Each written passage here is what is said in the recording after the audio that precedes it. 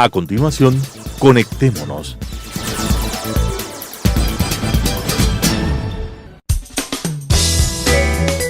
Clasificación A. Apto para todo público.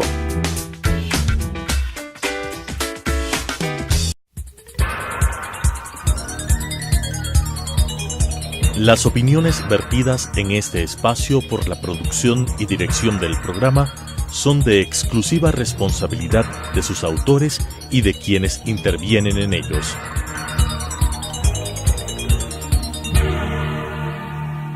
Telesucesos Canal 29 UHF presenta Conectémonos.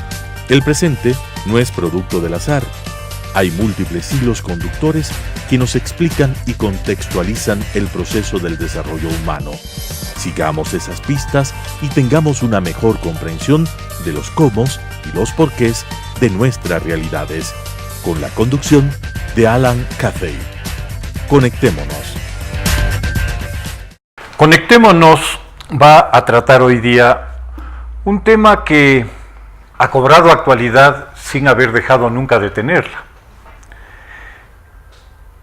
El tema se refiere a la movilidad humana y esencialmente y concretamente a dos fenómenos que muchas veces se mezclan y que no es adecuado mezclarlos. El uno, la migración, y el otro, el asilo.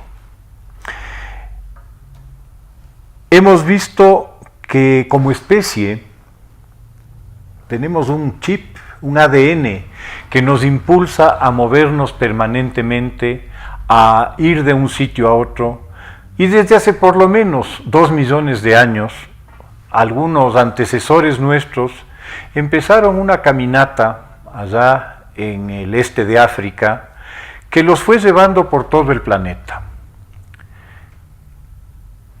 A lo largo de estos 2 millones de años, las diversas especies prehumanas que finalmente desembocarían en lo que hoy un poco pomposamente nos declaramos como Homo sapiens, por lo de sapiens decía, han dado lugar a que nuestra especie se difunda por todo el planeta. No hay ninguna otra especie, con excepción de nuestros propios insectos, que esté tan difundida por el mundo como la nuestra. Obviamente, en este proceso de evolución, hemos tenido y hemos ido adquiriendo características que nos diferencian a unos de otros en el color, en el idioma, en el color del pelo, de los ojos, en las actitudes, en la cultura. Pero al final del día, si llegamos a nuestra base genética y a nuestro genoma, básicamente todos somos iguales y pertenecemos a una sola raza, que es la humana. La comprensión de esto es esencial para el desarrollo de este programa y de otros varios que espero poder desarrollar sobre este tema tan presente en la historia y tan actual en estos días. Para tratar el tema nos acompaña Gabriela Malo, una investigadora, una periodista que está enfocada en el análisis de esta realidad y de esta circunstancia que el día de hoy es planetaria. No hay prácticamente lugar del mundo en el cual no asistamos a pros y contras, a actitudes positivas y negativas, a actos de una magnanimidad enorme y otros de un egoísmo lamentable. Con nosotros, Gabriela, esperamos poder desarrollar una charla interesante sobre este tema tan complicado. Bienvenida. Muchas gracias, Alan. Muchas gracias y saludos a todos. Sí, realmente yo veo este tema como uno de los desafíos éticos más grandes de nuestros tiempos. Habíamos conversado cuando planteábamos el programa la necesidad de distinguir entre refugio y migración. Si nos puedes ayudar en una puntualización de estos dos temas para poder separarlos y analizarlos de la manera en que se debe, para no contaminar el uno con el otro, por decirlo, ¿no? Claro que sí. La migración, que es un tema que en Ecuador conocemos muy bien, es el movimiento de personas. Es decir, el momento en que uno ha cruzado una frontera ya podemos hablar de que hay migración, porque de lo contrario hablamos de desplazamiento interno, por ejemplo, que sucede mucho en casos de catástrofes como el terremoto que sufrimos en 2016. Hay desplazados que van a otras provincias, que buscan trabajo allá, pero finalmente se quedan dentro del país. El migrante, en cambio, es el caso típico nuestro, de nuestros migrantes en Estados Unidos, en España, en Italia, en los años más recientes, y ahí solemos verlos con una connotación de buscar algo mejor, de lo que dejamos atrás, generalmente en términos económicos. Entonces suele unirse a la palabra migrante con migrante económico, es un término muy común. ¿Qué es el refugiado, en cambio? El refugiado, la refugiada son personas que han cruzado también una frontera, pero que lo han hecho porque se sienten en riesgo. Es decir, ellos sufren persecución de algún tipo. No tienen la protección de su estado de origen. Esa es la diferencia que marca al migrante con respecto al refugiado. Mientras que el migrante sale por su propia iniciativa, a veces ha planeado ese viaje durante años y ha soñado con el momento en que saldrá, el refugiado suele salir en contra de su voluntad y obligado. Entonces, estamos hablando del caso, por ejemplo, muy conocido de los refugiados sirios. En nuestro país tenemos refugiados colombianos. Tenemos también algunas personas que están llegando de Venezuela con persecución política, es decir, con razones para solicitar el asilo o el refugio. En el tema del refugio o asilo, América Latina ha tenido una larga historia de defensa al derecho de asilo, de propugnar que llamémoslo, este derecho natural del ciudadano a encontrar protección ante la persecución, fue muy desarrollado por la doctrina del derecho internacional latinoamericano, y a partir de la Declaración de Cartagena, ¿no?, de 1984, se establecieron una serie de pautas y de normas que rigen el derecho de asilo. Sin embargo, es curioso que en otros medios, en algunos de ellos mucho más desarrollados que el nuestro en algunos otros aspectos, no exista una doctrina respecto del asilo, que es el caso de Europa, ¿no?, y particularmente de la Gran Bretaña. No tiene una institución de asilo. En general, los gobiernos anglosajones no han desarrollado una doctrina a este respecto. Bueno, ahí tenemos que diferenciar nuevamente dos términos. El tema del refugio, por un lado, y el asilo político, por otro. En inglés estos dos términos son usados intercambiablemente, y como mucha de la literatura sobre el tema está en inglés, a veces se genera una confusión. Pero aquí en Latinoamérica, como tú bien dices, hay una tradición, yo diría que viene inclusive desde el siglo XIX, del asilo político, ¿no? Es una tradición que está extendida en la región. En Uruguay hubo algunas firmas de convenios sobre este tema a lo largo de las primeras décadas del siglo XX. Y como te digo, el primer acuerdo a nivel latinoamericano fue del siglo XIX. No quiero detenerme mucho en el tema del asilo político porque es un tema muy puntual. Por ejemplo, es el que tiene hoy día Julian Assange en la Embajada del Ecuador en Londres. Y tuvieron Aya de la Torre en Colombia, ¿no?, un caso muy sonado. Y así, pero el refugio, que es un tema que va más allá del tema político, puede producirse por otras razones, ¿no? Por ejemplo, vemos cómo los refugiados que están saliendo de Siria hoy huyen de un conflicto.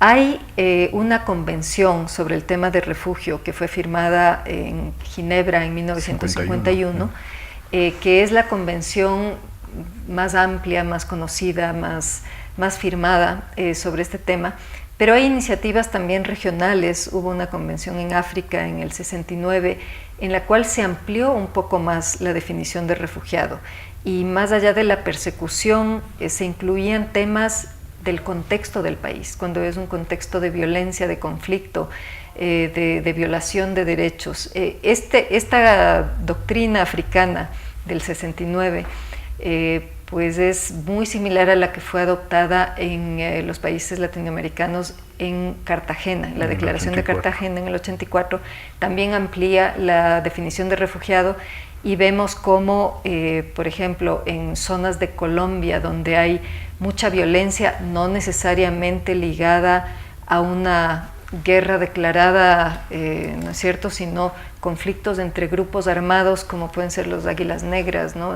Históricamente en el conflicto colombiano ha habido casos de refugio después de esa problemática, que han cruzado la frontera al Ecuador y han recibido el refugio aquí.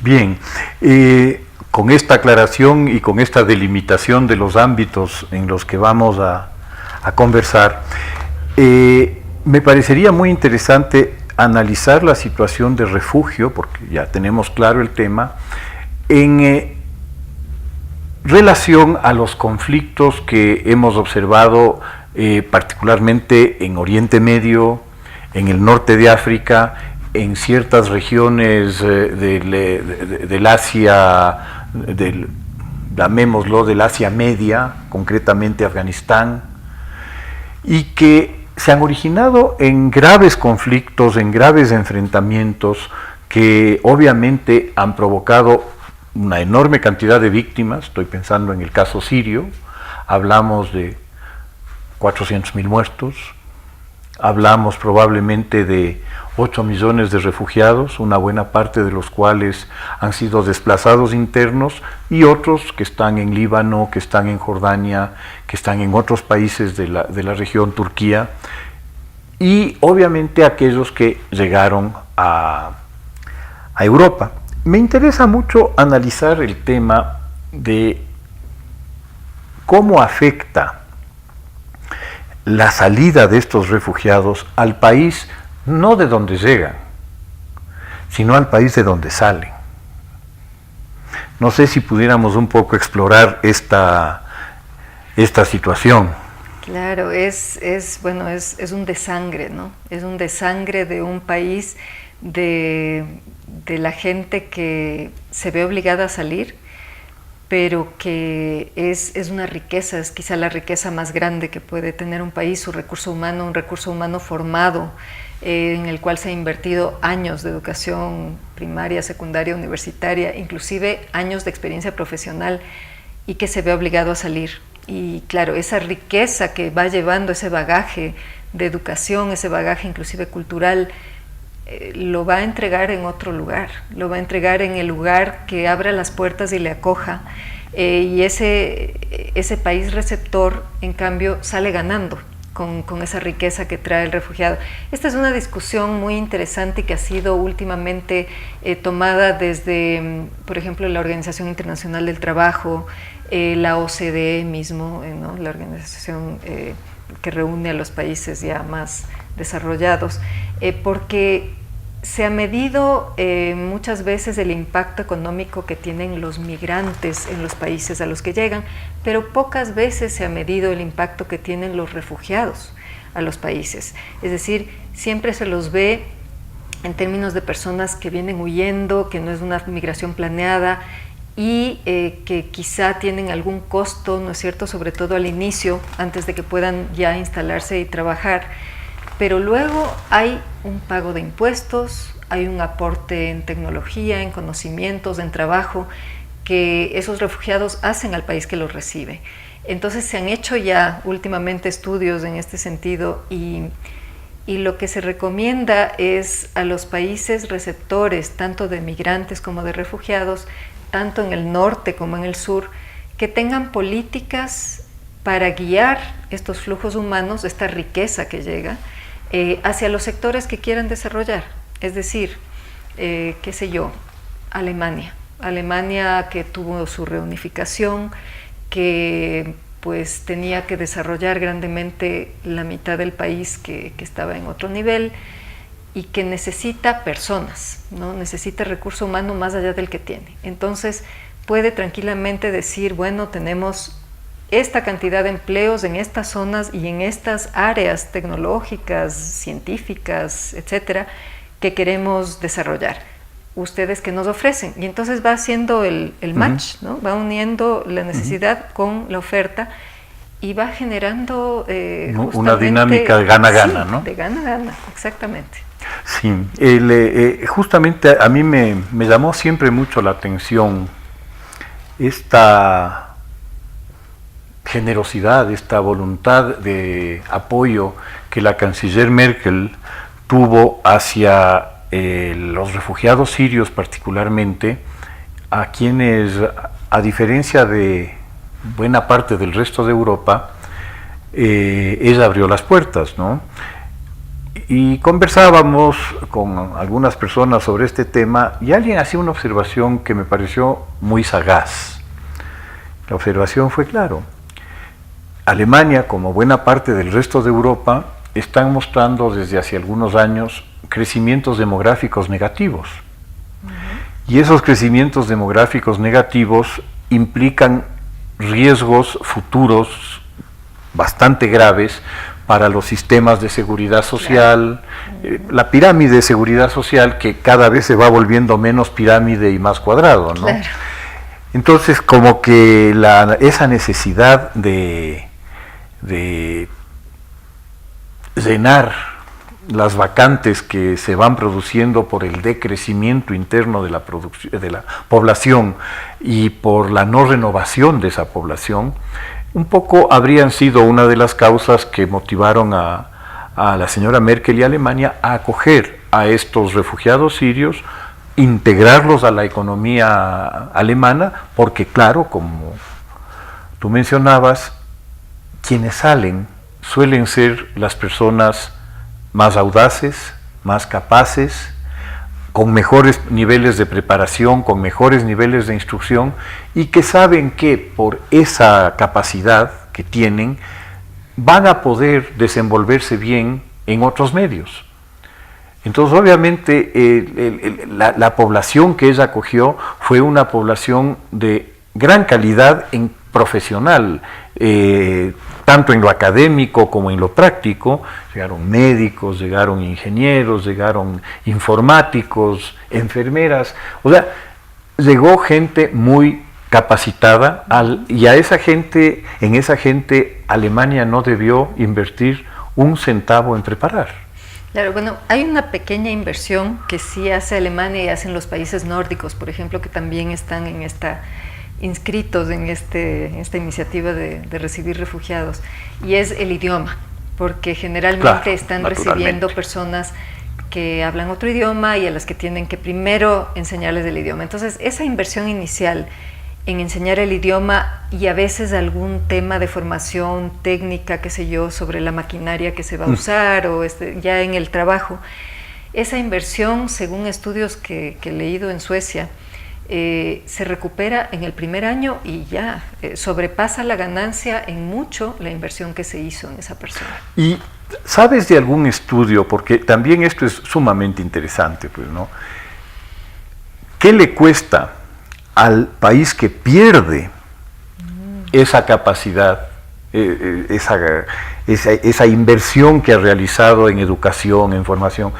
¿Qué significa eso en términos económicos? ¿Tienes idea de si hay algún estudio al respecto? Yo estoy segura que debe haber, no lo conozco, pero claro, debe mezclar quizá algunos aspectos, ¿no? El aspecto de capital humano, pero también el aspecto de infraestructura en el tema de conflictos como el sirio, en el que hay una pérdida de infraestructura descomunal, todo, ¿no? Sumado al tema capital humano, yo estoy segura que eso debe estar siendo analizado.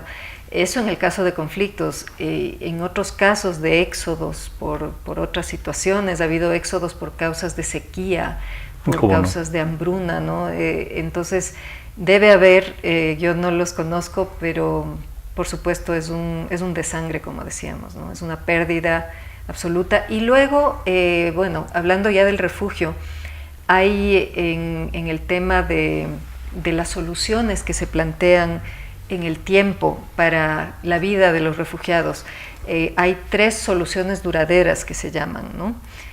Una de ellas es la repatriación, es regresar al país de origen una vez que las condiciones se llenan para poder volver, para que ya no existan esas amenazas que obligaron a la gente a salir. En el momento de la repatriación, ahí puede haber una recuperación de ese capital humano que salió. Y en este caso, como en el caso, por ejemplo, de los migrantes ecuatorianos que han regresado de otros países, vienen con un adicional, ¿no? Porque vienen con la experiencia, con la cultura adquirida, con muchas cosas que también han ganado allá. Y el país originario, en ese caso, pues recibe lo que perdió con un interés, ¿no? Esa es una de las soluciones duraderas. La otra solución, que es muy lógica, es la de la integración. Es la más común, es aquella en que vemos que la persona llega, se instala, trabaja, produce, da riqueza, a veces genera hasta empleo, ¿no? Como tú decías, muchos refugiados son gente emprendedora, llega, pone su empresa y da empleo a los locales, ¿no? Y se integra. Entonces finalmente se naturaliza, a veces se casa con una persona local o su familia viene toda, se naturalizan todos. Y es el caso de países como Venezuela, por ejemplo, que recibió a tantos latinoamericanos. ¿Cómo no? En su época de boom petrolero a partir de los 60, y que estas familias se volvieron ya venezolanos y bueno, algunos de ellos están saliendo y regresando a sus países de origen ahora, pero se integraron con éxito en ese nuevo país. Y la tercera solución, que es la más pequeña y de todos modos es importante, es el reasentamiento. Cuando, por ejemplo, una persona buscó refugio en un país, pero aún en ese nuevo país no está segura o tiene una condición médica que no le impide, o sea, que le impide estar bien ahí, se la lleva a un tercer país. Esas son labores que cumple ACNUR, que es la Agencia de Naciones Unidas para los Refugiados, OIM, que es la Agencia de Naciones Unidas para Migraciones, que hacen ese vínculo, ¿no?, entre el país de refugio y el país que está dispuesto a recibir a estas personas con casos de reasentamiento. Yo aquí quisiera hacer una reflexión también sobre el tema de la historia de la migración, ¿no? O sea, hace 500 años empezaron a migrar hacia América cantidades crecientes de pobladores europeos. Y realmente a partir de 1850 el impacto de las migraciones europeas a América fue cada vez más significativo y más importante, y esta migración se produjo por razones de diversa índole, básicamente por razones económicas, ¿no? Mediados de los 50, de 1850 en Europa se produce una gravísima hambruna, por un invierno muy complicado que básicamente destruye la producción de patatas en Irlanda, en Escocia, en Polonia, en toda Europa del Norte. Y esto provoca una hambruna gigantesca que lanza a la gente a buscar otros horizontes y se movilizan en grandes cantidades hacia América del Norte, hacia América del Sur, hacia todo el continente. Y esta migración, que arranca de manera intensiva hacia 1850, continúa durante los siguientes 100 años. Los conflictos militares europeos, la Primera Guerra Mundial, la Segunda Guerra Mundial, la situación política interna europea de mediados del siglo XIX, originan estas migraciones. Y realmente son volúmenes muy importantes de personas, ¿no? Y un poco la reflexión que me hago es, ok, Europa en su momento exportó grandes cantidades de personas que buscaban una mejor vida, una mejor oportunidad, fuera de un continente en el cual esas oportunidades, por las razones que hemos comentado, les estaban siendo negadas. Sí parecería que hay una lógica de retribución en ese sentido, y entiendo que esa es una visión ética que existe en Europa. Sin embargo, también se aprecia que por otras circunstancias que en su momento analizaríamos, se ha ido generando una resistencia a la migración, un rechazo a la migración, un miedo a la migración, y que obviamente esto está generando situaciones de grave injusticia y de inclusive situaciones en las cuales la vida de las personas, de los migrantes, está en riesgo, ¿no? Hablo concretamente del Mediterráneo entre Libia e Italia. Tú haces un análisis histórico y bueno, viendo las cosas desde esta perspectiva, qué ha ido cambiando, qué ha ido evolucionando, hay algunos factores en las últimas décadas que propician que haya aún más movimiento humano que lo que hubo en siglos pasados. Entre estos factores están la facilidad del transporte, ¿no? La aviación, el transporte marítimo mejorado, las carreteras, es decir, todo lo que ha hecho que ahora tome unas horas lo que podía tomar 3 meses hace unas décadas, ¿no? La movilidad. El otro factor es el factor económico-financiero, la facilidad del traslado de capitales. Yo tengo una cuenta, voy a Federal Express o voy a Western Union, voy a algún lado en donde me mueven esa plata en minutos a otro lugar del mundo. Entonces eso crea también, facilita por un lado, pero además crea motivos para poder trabajar en un lugar y sostener a gente que está en otro. Y finalmente las comunicaciones. No es esto de que yo me voy a otro continente, nos veremos en varios años y hasta luego, sino que el WhatsApp, el teléfono, ¿no? Estoy en línea con mi familia o con quien dejé atrás todo el tiempo. Entonces esto ha facilitado la movilidad de la gente y claro, si tú ves ahora en el término de los refugiados, cuyas necesidades siempre han sido relacionadas con, bueno, protección, que es lo que ellos necesitan porque vienen de una persecución, alimentos, ¿no? Para poder sobrevivir, un techo para poder estar protegido y no enfermarse y morir. Pero ahora también es tiempo de internet, ¿no? Es decir, la asistencia que reciben como refugiados la dividen entre todas estas necesidades que tienen, porque ellos necesitan poder comunicarse con quienes dejaron atrás. Entonces, bueno, estos factores nuevos que existen y que facilitan hacen que el movimiento de personas sea mucho mayor que antes. Hay también todas las dinámicas económicas, ¿no? De las que tampoco nos vamos a poner a hablar ahora, pero que hacen que haya un norte y que haya un sur, ¿no? Gaby, me parece que se nos quedan una cantidad de cosas por conversar y desde ya te propongo pues que exploremos una serie de líneas que hay que investigar respecto de cómo tratar y cómo manejar un problema que va a seguir dándose, porque no es que mañana se va a acabar, va a seguir produciéndose, y en la medida en que ese problema pueda ser enfocado humanamente, creo que será mejor para todos y será una solución como la que obtuvo la señora Merkel, un gana-gana en el caso de ellos, que se pueda extender y que se pueda aplicar a todas partes. Te agradezco muchísimo por tu presencia hoy aquí y desde ya vamos a continuar con varios programas analizando este tema. Muchísimas gracias, Alan. Ha sido un gusto conversar contigo y espero tener la nueva oportunidad de hacerlo.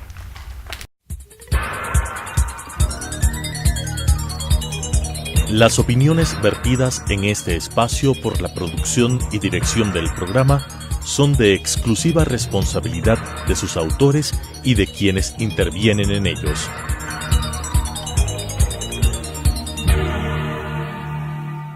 Telesucesos Canal 29 UHF presentó Conectémonos. El presente no es producto del azar. Hay múltiples hilos conductores que nos explican y contextualizan el proceso del desarrollo humano.